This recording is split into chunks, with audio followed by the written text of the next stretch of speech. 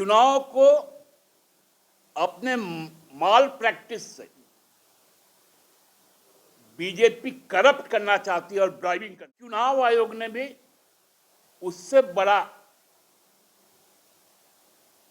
अपना पांडित्य पेश, टेम्परिंग करना है। टेम्परिंग, हमने आपसे बात करते हुए कहा था कि 22 तारीख को हरियाणा बीजेपी के जो प्रदेश अध्यक्ष पंडित मदन लाल बड़ौली जी, उन्होंने चुनाव की तिथि की बदलाव की मांग की थी। वो पत्र मेरे पास जो उन्होंने चुनाव आयोग को भेजी थी, इसमें उन्होंने जो तर्क दिया था कि 1 तारीख को यदि चुनाव होगा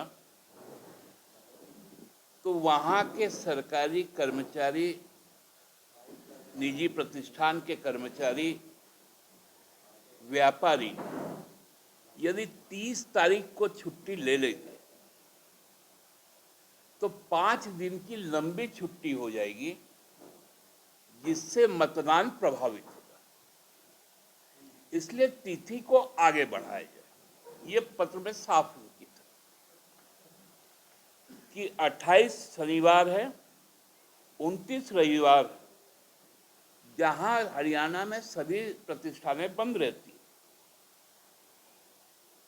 और 1 तारीख को मंगलवार को जो होना था मतदान, और 2 तारीख को गांधी जयंती, नेशनल हॉलीडे। तो यदि 30 तारीख को कोई 1 दिन का छुट्टी लेगा तो 5 दिन लंबा छुट्टी मिल जाएगा और वो अवकाश में निकल जाएगा। ये उनका पांडित्य था, क्योंकि पंडित है। अब चुनाव आयोग ने भी उससे बड़ा अपना पांडित्य पेश किया। क्या किया कि 5 तारीख को मतदान की तिथि की घोषणा कर दी कल। अब मजेदार तथ्य अब आपके सामने है कि 2 तारीख को गांधी जयंती, नेशनल हॉलीडे है। 3 तारीख अग्रसेन जयंती है, जो हमारे राज्य में भी छुट्टी का दिन है, और हरियाणा में भी वो लिस्टेड स्टेट हॉलीडे है। एक दिन 4 तारीख बचता है। यदि उस दिन छुट्टी ले ले तो 5 तारीख को तो इलेक्शन के दिन का छुट्टी है,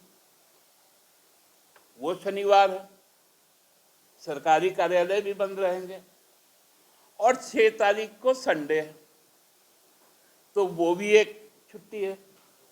तो फिर यही 5 दिन, मैंने 30 तारीख को लेने से 5 दिन का छुट्टी, और 4 तारीख को लेने से 5 दिन का छुट्टी। देखिए, ये है हमारा चुनाव आयोग का पांडित्य। आप लोगों ने स्टैंड अप कमेटी कभी देखी है? हमारे मुख्य चुनाव आयुक्त, मैं शुरू से कहता हूं, ये लाफ्टर चैलेंज के कैरेक्टर, अपने तर्कों के कारण।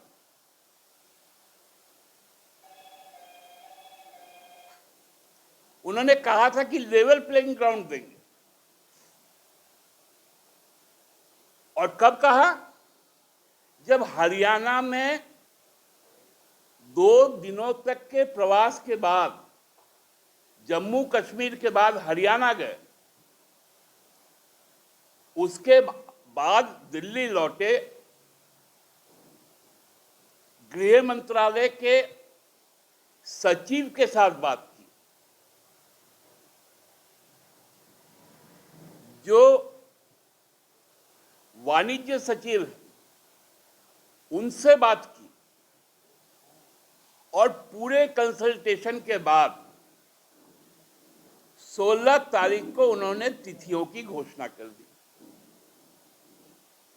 चूंकि भाजपा असहज थी,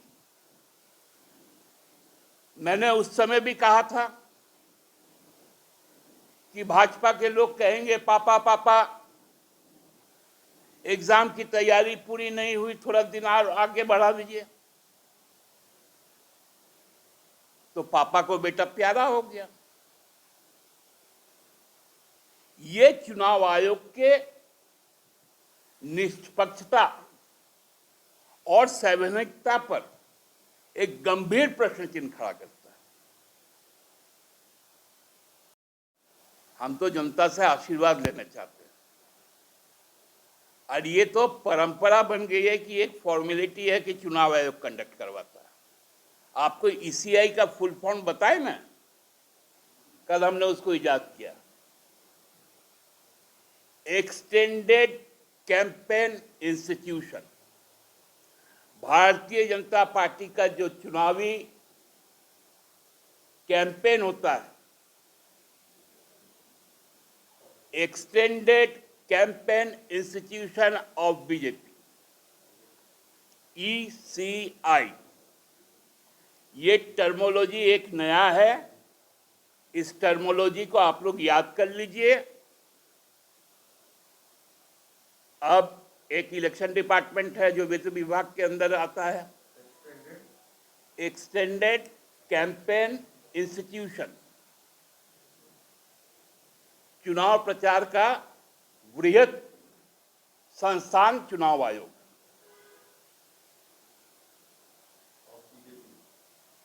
हाँ, उसी के तो अभियान को आगे बढ़ा रही है, उन्हीं के चिट्ठी पर तो गई है।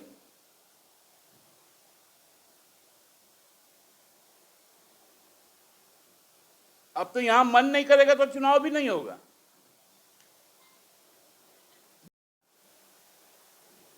देखिए, इस वक्त में तो तापमान उतना है भी,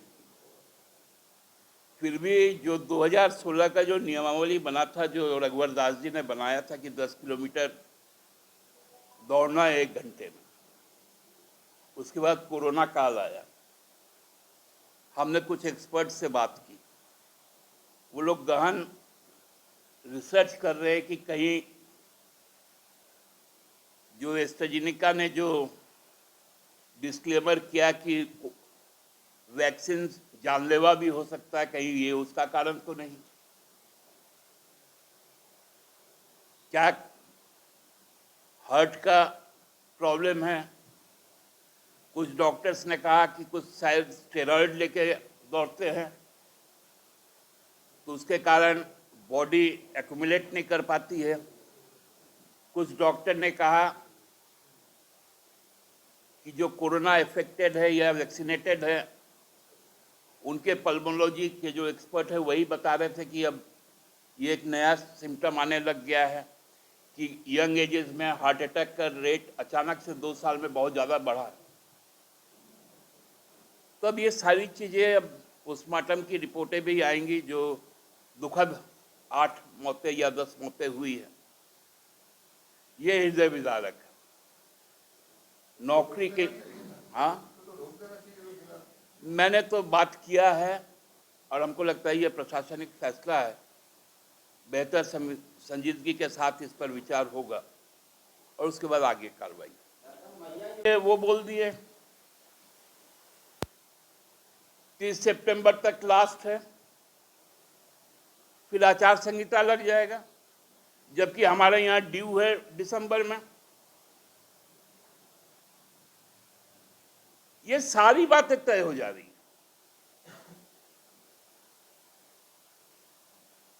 इससे क्या होगा? 100 घंटे के फर्क, लगभग थोड़ा उससे ज्यादा, क्या जनमत भी समाप्त हो जाता? टेम्परिंग करना है, टेम्परिंग।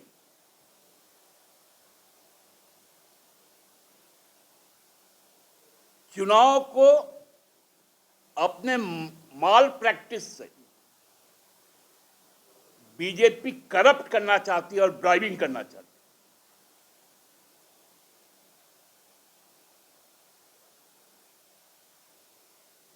ये गंभीर समस्या है आज के दिन, और मुझे ये आशंका थी कि ये होगा।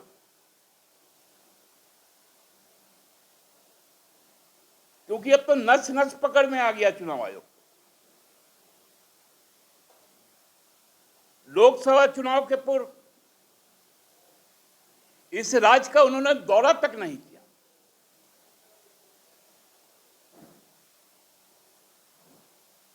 और 4 चरण में चुनाव करवा दिए, भीषण गर्मी में।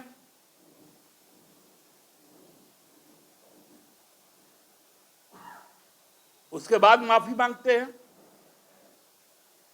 एडीआर ने कहा कि पोल वोट से ज्यादा काउंट वोट है, आप जांच करवाइए, उस पर चुप्पी साध ली।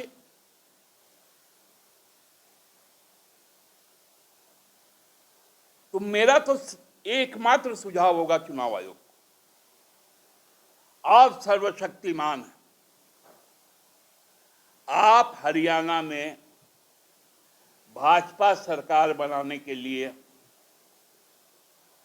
90 में 89 सीट, 89 सीट